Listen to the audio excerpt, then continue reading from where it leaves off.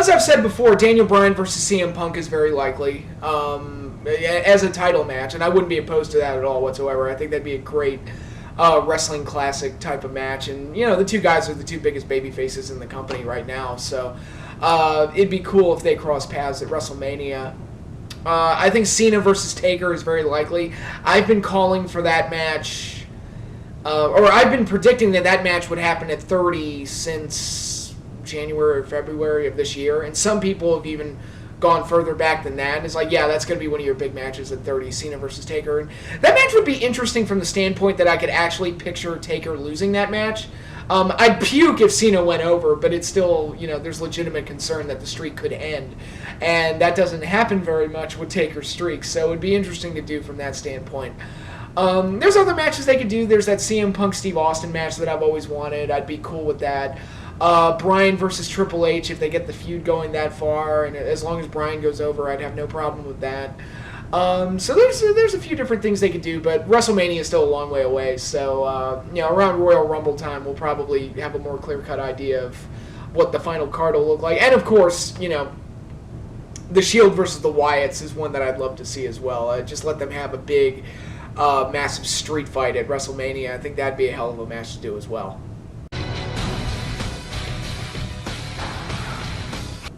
WrestleMania 18, just to see that Hogan Rock match live in person, to be in that crowd for that match would have been something special, and it would have been really cool to be a part of that. I mean, the crowd reaction for that match was unlike anything I've ever seen before.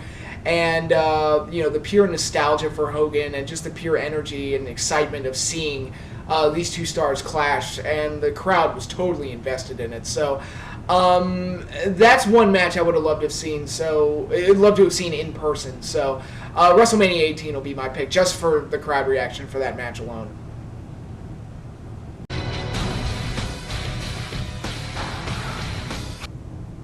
Well, nothing's impossible, but I wouldn't count on it at this point. They seem to have settled on him being basically a comedy jobber with 3MB, and I think that's going to be his lot. I don't see them ever pushing him significantly ever again. But, again, you never know.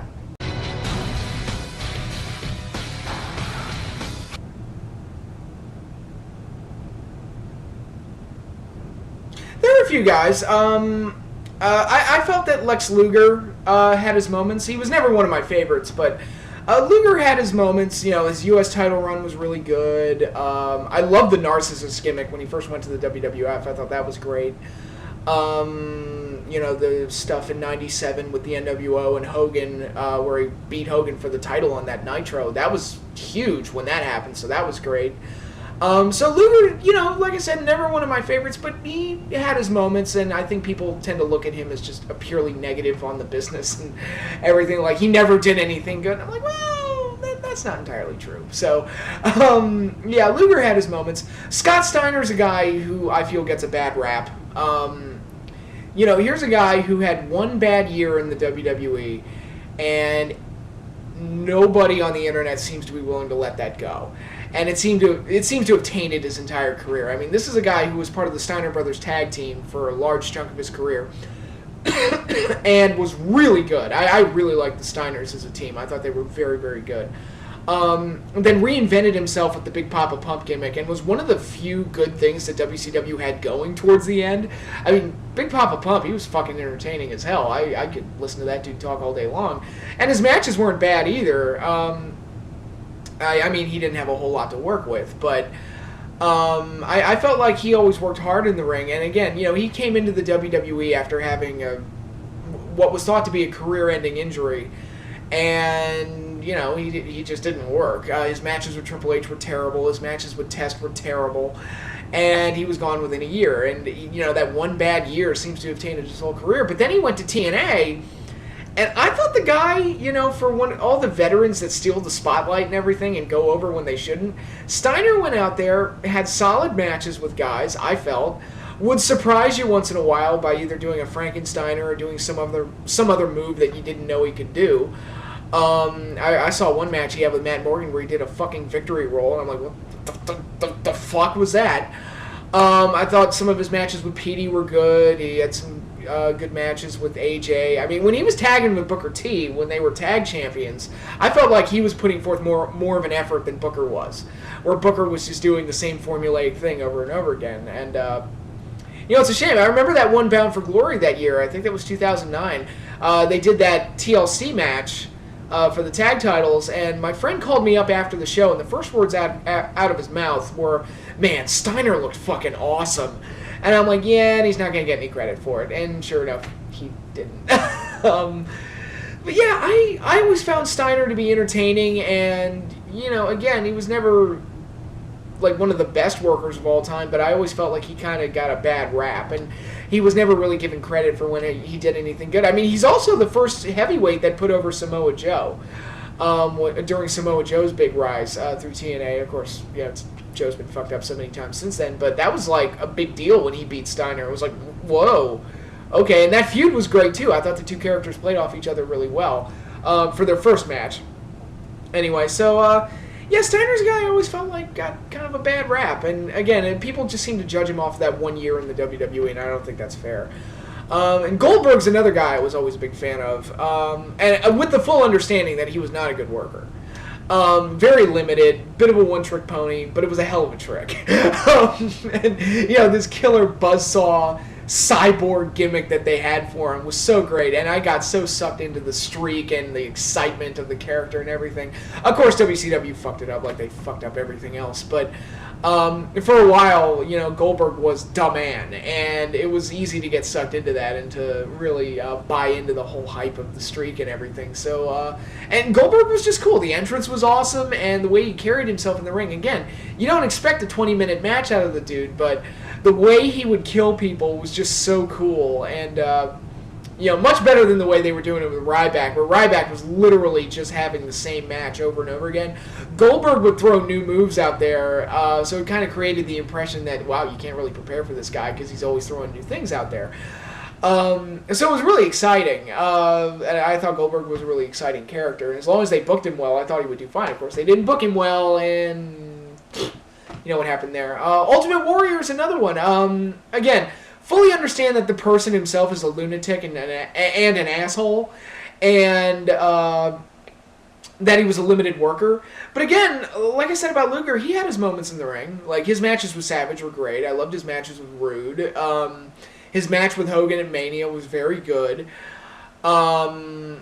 Yeah, so, I mean, Warrior had his moments in the ring, and as a character, he was fantastic. I mean, you could easily see why he got pushed to the top, because it was, who the hell else was doing what he was doing at the time? He was just a complete fucking lunatic. It was great. So those are some of the guys. Yes, I understand, maybe not the best workers, but there's a lot of negativity that gets thrown at them that I don't think is entirely fair. So, that's just my 2 cents.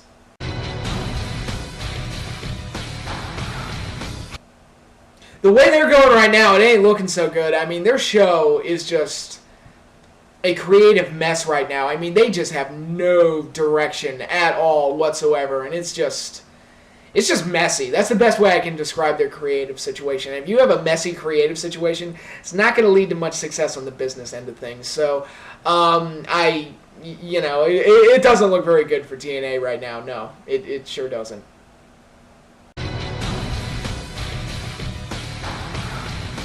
Well, I'd like to see one more match with Punk. I think that would be that match is a given where Punk gets his win back. I think that's one I'd like to see. Other than that, man, I can't really think of any. I would have loved to have seen him go up with Shawn, but Shawn's retired and isn't coming back. So, a lot of people say, a match with Taker or a match with Rock, but I'm like, I saw those matches already, so I'm not really starved to see them again. And granted, I saw the Punk match already, but I think there's plenty of room to do a rematch. Him versus Taker, I mean, fuck, I feel like I saw that match 800 times. I don't really care to see that. God, I can't think of any really good ones for him. Wow. Yeah, there's a match with Punk. They can do that. Other than that, they'll probably want to do matches with Rock and Taker and the like, but right now the only one that I really, really want to see is a match with CM Punk. Maybe Daniel Bryan. That's another one they could do. Just thought of that one. That would be a really good one. So, Yeah, I guess I just need to be more creative. But yeah, you know, another match with Punk, match with Daniel Bryan. I think those would be good ones.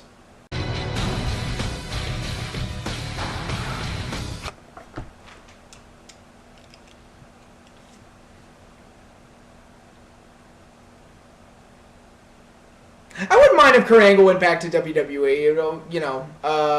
They could probably get some fresh matches out of him, especially, I keep going back to Punk and Bryan, but Kurt Angle versus Punk or Bryan I think would be really, really good. Excuse me. Obviously, with him going into rehab, though, he's got some other things he needs to work out first before he considers where he's going to spend the rest of his wrestling career. But if he decided to go back to WWE, I wouldn't be opposed to it. So yeah, they could probably, unlike some other guys that they could bring in, like if they brought The Rock back, I was like, don't really care. I've kind of seen all I can see. They could probably get some fresh stuff out of Angle. So that'd be, it'd be nice to see. I thought he was going to be a year ago, the way they were pushing him, but they kind of fucked that poodle. God, it really reminds me of what TNA did with Monty Brown, where Monty Brown was just red hot, and he was just, their hottest act on the heavyweight scene. It was like, this is the guy they need to run with. Again, not the greatest worker, but a great charismatic guy, great talent, has crossover appeal, being a football star, unique promos, unique presentation. I'm like, this is the guy they should be running with on the main event level. What'd they do? They turned him heel. And I knew that killed him. That killed him, and I knew it because he's not going to eclipse Jeff Jarrett as the top heel, so he's just going to be left to meander around with nothing to do. And sure enough, he was left to meander around with nothing to do. He was teaming up with Billy Gunn. Like 3 months later, I'm like, oh, Jesus Christ. You fucked it. You fucked it. Yeah, but Ryback really reminds me of that, where it really does feel like at this point, all of Ryback's build-up was just so that he could be fed to Cena. And that's what it feels like. Because ever since the Cena feud, it feels like he's had like nothing significant going on. He's just kind of there, doing his whole bullying thing. And, he loses most of the time, so it's not even like that important. I can't recall the last time Ryback actually straight up won a match. God, I don't know. I think he's pretty much done. It's hard for me to take the guy seriously as a monster when he has to beg the referee to stop a match because The Miz is beating him up too bad. So, I mean, I feel like they've kind of ruined Ryback, so I don't see much of a long-term future with him. They'll probably try again, but you have to wonder, is the damage done at this point? Like it was with Monty.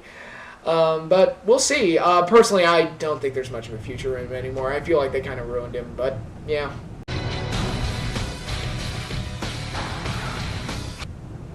Well, I made a video about him a few weeks ago, Fandango. I saw great potential with that talent and with that character, and they've really dropped the ball with him to the point where he's more of an annoyance on the show than he is actually contributing to it, which is the complete opposite of what he was heading into WrestleMania this year. So I don't know what happened there, but they've really screwed him up. I mean, I look at somebody like Fandango, and I look at him and I see next Honky Tonk Man. And I said the same thing about Simon Dean. It's like, okay, look, not a main event character, not a main event talent, but he could get heat like a motherfucker and would make a great mid-card heel champion. He'd be great. He's got the weird and wacky presentation to go along with it. He'd be great. And they dropped the ball with him, and now he's just, I feel like I'm seeing the same thing every week with him, where he loses all the time, he says his catchphrase, does the dance, and that's it.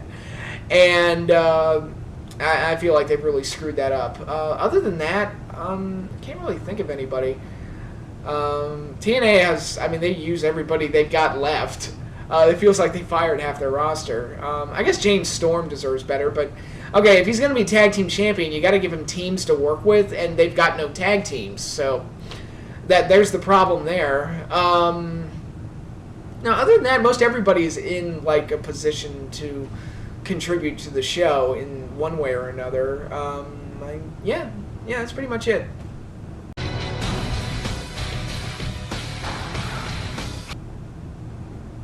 Not a lot. I mean, it's hard for me to keep up with the entirety of the main promotions. I don't always follow Ring of Honor. I haven't watched TNA since the Tito Ortiz reveal. Shocker. In WWE, I don't watch all of their programming. I pretty much just watch Raw and their pay-per-views, and that's about it. And a lot of that has to do with the fact that I just don't have time. But I do try to catch other wrestling shows from time to time. I watched the Chikara pay-per-view earlier this year. I've watched a little bit of the New Japan string of shows that recently took place, and it's really good. I do appreciate Japanese wrestling. I do. It's a once-in-a-while thing. There is a bit of a culture gap there, and the language barrier is an issue with me, but it is fun to watch once in a while, especially just for the way they present it as like a real sport, and the great athleticism that goes on with Japanese wrestling. So I do really like Japanese wrestling from time to time. I try to catch other shows once in a while, but I don't always have the time to do that, even for the main promotions. But it's always good. Variety is the spice of life, so it's always good to dabble into other things here and there.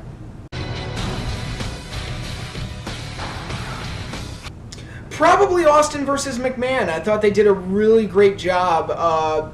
It was a fresh concept, the whole evil boss versus the rebel babyface thing, which was completely new back then. And the way they kept the story going from week to week to week, and as the months piled on, they just kept the story going and going and just kept building more and more. And they got a lot out of that, and it wasn't just Austin McMahon too. I mean, a lot of characters benefited from that, that whole story arc. Rock got put into the main event position, Mick Foley got put into the main event position, Undertaker always had a role to play, Kane always had a role to play, DX was always in the mix. I mean, so many characters benefited and grew along with that storyline that it just worked beautifully. It was like a masterpiece.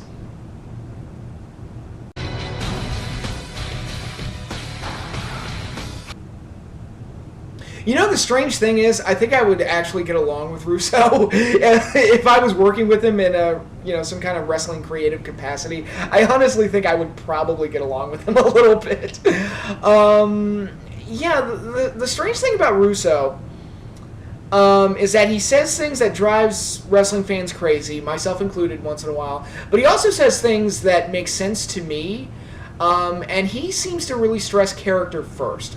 Character is what's more important, and I tend to subscribe to that. I tend to agree with that. While I do appreciate great in-ring action and athleticism, I feel like a lot more focus should be put into establishing characters and character direction and strong storylines for those characters and putting them in a position to showcase their personalities in the best way possible. Russo also says things like, look, it's fake, and that gets him in trouble sometimes. But again, I kind of, writing a wrestling show is really hard to do because you got to deal with a lot of weird-ass personalities with big egos. And I have a feeling if I were on the creative staff, I'd probably say to him, look, seriously, stop caring so much about who goes over, okay? It's not real, okay? It's not real. Or something like that. But, so I have this odd feeling that I would actually get along with Russo. But, at the same time, he's also responsible for a lot of stupid shit in wrestling. And I think a lot of that has to do with the fact that he does look at it as like, oh, look, it's fake, so we can do whatever we want. And if I were working with him, I would tell him, look, yes, it's fake, it's scripted, it's not real, the outcomes are predetermined, whatever. But, any fictional universe has to have its own rules, its own guidelines, and I've always felt that wrestling needs to have a sports logic, and it has to have rules, and everything has to make sense with the storylines that you're doing, and every story has to have a direction, every character has to be showcased.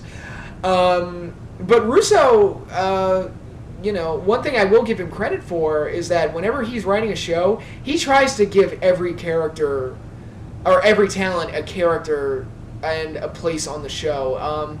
When he was writing with the Attitude Era, Crash Holly had stuff to do. Guys like the Mean Street Posse, who were bottom rung guys, they had stuff to do. And by the way, their gimmick was hilarious. Mean Street Posse for life. They were just wrestling comedy gold. So he tries to make every personality on the roster stand out and mean something to the overall show. And not everybody tries to do that. A lot of people just put all their effort into the main event and the the upper card guys, and that's it. And, the bottom rung guys are just kind of left with table scraps and job matches. So again, it's kind of, half a dozen in one, 6 in the other, or whatever. Russo, he gets all the credit for the bad shit that he wrote, rightfully so. He wrote a lot of bad shit. I saw some of that in WCW 2000, although I argue the company would have died anyway, whether he was writing for them or not. Saw some of the shit he wrote in TNA, not good. Some of the stuff that was going on in, 2009 with the Main Event Mafia, he's got to take some credit for that, right? But at the same time, I also feel like he doesn't get enough credit for the good stuff. His direction and his ideas ultimately led to the Attitude Era, and it was his direction, his ideas. I mean, we can talk about McMahon being an editor and everything, and I'm sure Vince did have final say on everything, but it was Vince Russo's influence that created that time period that allowed characters like Austin and The Rock and DX to really shine and flourish in the way that they needed to. The television format that was created in the Attitude Era, TNA and WWE still do that same TV format. Whether they do it well or they do it shittily, they still operate under that same, format that Russo established way back in the late 90s. So there's that. He's had his influence. And as for other stuff, when he went into WCW at the end of 99 for his first run, I thought the show he was writing really wasn't that bad, especially compared to what they were doing before he came in and what they were doing after he left immediately. He actually put Bret Hart in a position where he was actually important, which, oh no, what a crazy idea. We got Bret for 2 years, don't know what to do with him, and Vince is like, hey, let's actually put the belt on him. How about that? So some of the stuff that he was doing for his first run in WCW actually wasn't that bad. It was actually an improvement. And when I first started watching TNA in 2004, he was booking then.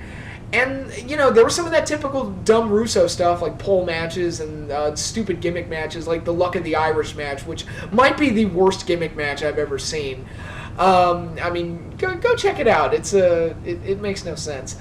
But at the same time, he was also doing a lot of good things, like the AMW Triple X feud. That shit was great. Monty Brown's character really started to shine while Russo was booking, and ultimately it was Dusty Rhodes' booking that killed Monty Brown. By the way, the impacts when Dusty was booking in 2005 were awful. Awful. Go back and watch some of those shows. You don't know how bad Impact was when Dusty took the book. Just take my word for it. It was bad. But yeah, I thought Russo did some really good stuff there as well. So if we're going to give him credit for the really bad stuff that he wrote, I also feel like he should get credit for the good stuff that he wrote. And I think Vince's major flaw as a writer for wrestling is that he kind of looks at the matches as not meaning anything, and I think that's his major flaw. And I reject that entirely. I feel like the matches are the payoff to the stories that you're writing, so they need to be treated with importance. But Vince Russo maybe a little too negative towards him on the internet, but I'm not going to sit here and say that a lot of it isn't deserved either. But he like I said about Luger, he had his moments.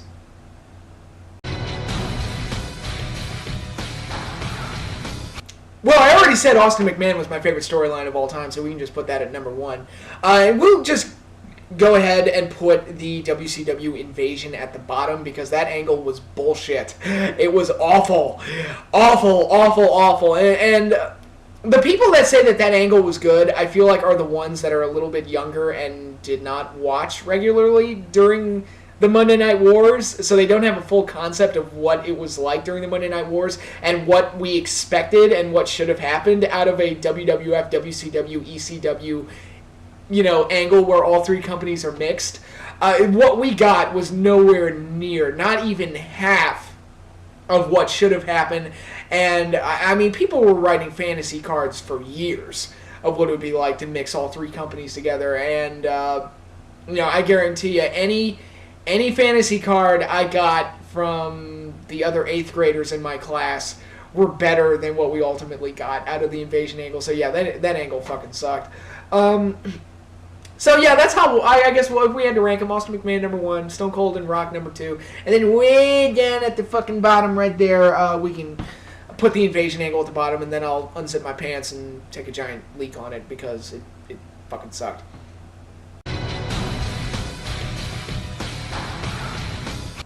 Well, like I said, TNA really dropped the ball with him, and WWE never really did anything with him. I think the ship has sailed. I think trying to make him a star at this point would just be folly. I mean, there's just nothing. I don't think there's any way to fix the damage that's been done there. It's just it's over. Ship has sailed. They didn't capitalize on what they had. TNA fucked up. It's over.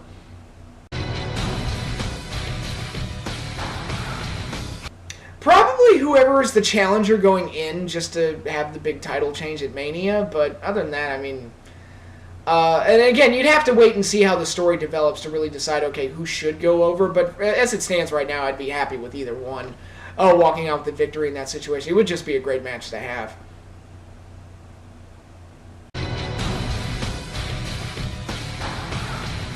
I don't think there's anything Ziggler really can do. I mean, he's doing everything he can possibly do. He delivers in the ring. He's a great worker, great talker, great look, great presentation, great everything. I mean, there's not a whole lot on his end that he could really do. A lot of what comes to getting, that type of push, right guy, right place, right time. I mean, Miz sort of just fell into the WrestleMania main event spot. It's like, well, we need Cena to work with somebody before we do the match with Rock. And we already fucked over Punk, so, Miz just kind of fell into that spot. And that's how a lot of that works sometimes. Ziggler, it's just a matter of, just timing, right? Right time, right place, right guy. And because on his end, there's not a whole lot else he can do to really improve himself. I mean, he's got it all, even with the stupid name.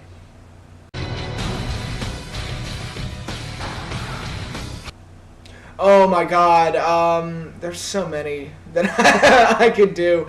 God, I actually thought about turning that into a video series for a while, like kind of a wrestling Mythbusters or something. It's like things that fans believe or whatever, and or certain philosophies that the IWC subscribes to, and basically how I would just point out all the holes in that and how it doesn't really fit. But for now, one that I will say that I've never really subscribed to is how the ratings fall solely on the champion. And that to me has never been fair, either when the ratings are good or when the ratings are bad. I don't think it makes a whole lot of sense to say, oh, well, this one guy has the belt and that determines everything. And I've never really believed that, and I always felt like, like people in '96 when the ratings were down, they looked at Shawn Michaels and say, "See, Shawn Michaels isn't a draw." I'm like, no, Shawn Michaels is just the guy holding the belt on an inferior show going up against the NWO. I mean, the big angle when Shawn was champion was Shawn Michaels versus Cam Cornette. Whoop-de-doo. Which show would you watch? Shawn Michaels was one of the few reasons I was still even giving a shit about the WWF at that point, and the whole presentation of the show was just dog shit. And I'm not saying that singular guys can't move the needle up and down from time to time, but as far as like significant changes in the ratings, I don't think Shawn is solely responsible for the low ratings in '96. Austin's another one where he pretty much gets all the credit for the high ratings during the Attitude Era, but a lot of that has to do with the presentation of the show, the writing of the show, and the other strong characters that were there. I mean, there were times where Austin was hurting off TV and ratings were still good because you had DX around, you had Mankind, you had Undertaker, you had all these other guys. So I've never really believed in that whole thing where it's just one guy that determines the ratings and that's it. I think there are various other components, from the competition that's on that night to the way the show is presented to the way the rest of the show's written to just various other things. I think it's way too simplistic to just think it's one guy that's solely responsible for the ratings. I think that's a little silly.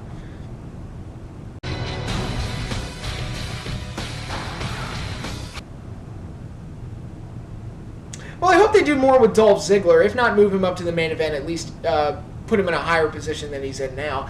Cody Rhodes is another one. I mean, he's a guy that keeps having his legs cut out from under him, but right now they've got him in a pretty good place. And I'd like to see them do more with him. I'd like to see more done with Sandow, because I love him. And he's great. Yeah, those are kind of the guys right now that I'd like to see get bigger pushes, especially with Sandow having the Money in the Bank. I mean, that would mean he'd have to get something, right?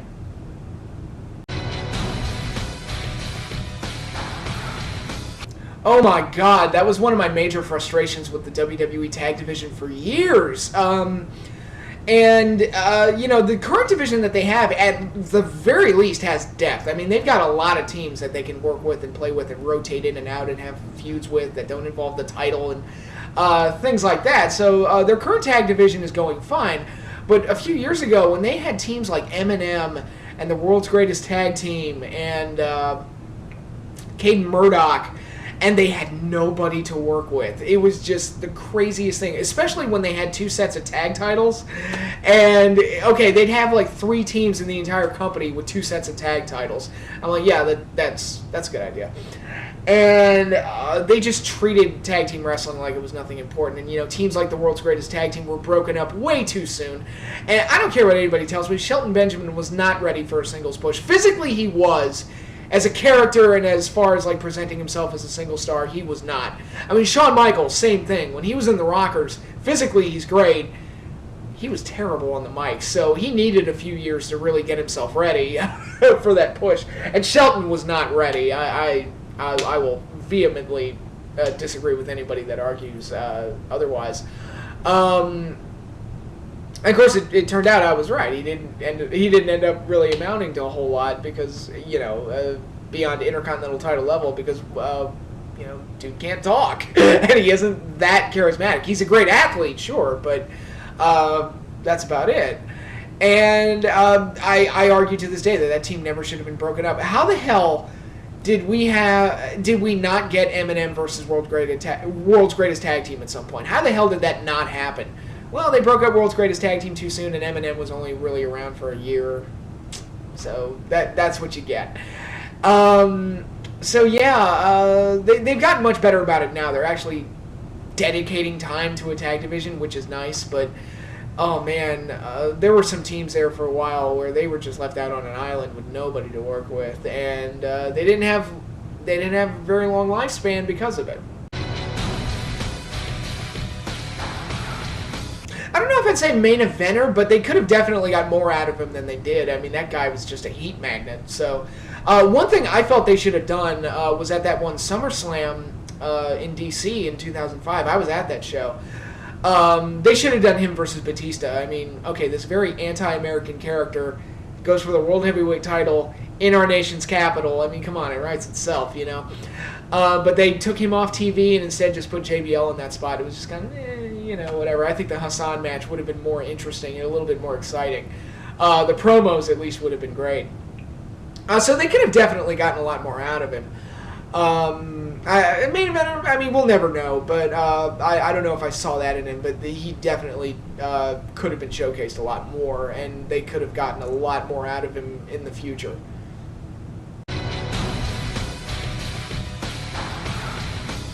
Well, this one is actually a WCW storyline, but since WWE owns WCW, it might as well count.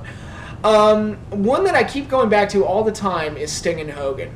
The build-up to that match was flawless. It was just perfect. I mean, perfect bad guy with all the heat on the world on him and a baby face that anybody and everybody got behind. And it was all great. Everything was perfect. They got a year out of that build-up. It was just unbelievable the way they were able to stretch that out and keep that thing going for as long as they did. The one problem, match sucked. The payoff sucked, and that was the problem. So I would basically take the template of Hogan Sting and how to build a match long term, how to establish strong characters long term, what to do in the interim while holding off on that match. But the only thing I would change is make sure that the match itself, when you finally do it, actually does deliver. I've been talking about the mistakes that TNA makes. One of the biggest mistakes they ever made, in my opinion, was that they rushed Angle and Joe. way too soon. They did it a month after Angle's debut. I'm like, no, you do that a year later. Because Angle and Joe, I mean, that's the match that everybody wants, so you make them wait for it, I think. And do the whole thing where Angle debuts and headbutts Joe, and then they don't have a match for a year. And it's like, all right, that's a writing challenge to me. It's like, okay, how do we get them away from each other for a year and keep the fans interested in the storyline along the way?